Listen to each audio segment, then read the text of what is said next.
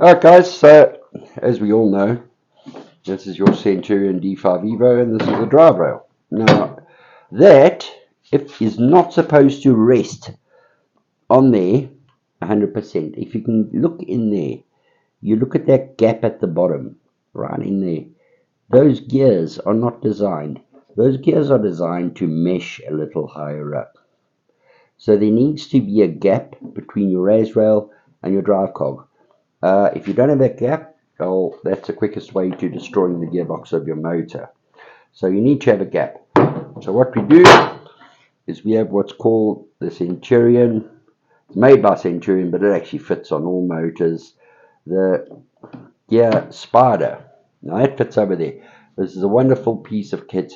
You cannot have enough in your toolbox.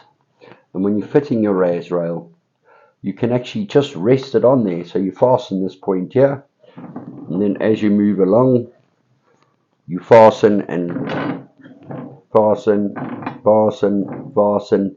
Your gap there will remain the same. If you hear a gate opening and closing, it's making different noises.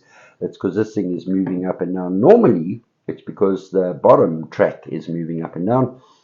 But I'm assuming you put in a solid bottom track, and now you have to put in your raise rail 100% straight with a perfect gap. Once you've finished, that thing just slides out and your gap will be uniform throughout.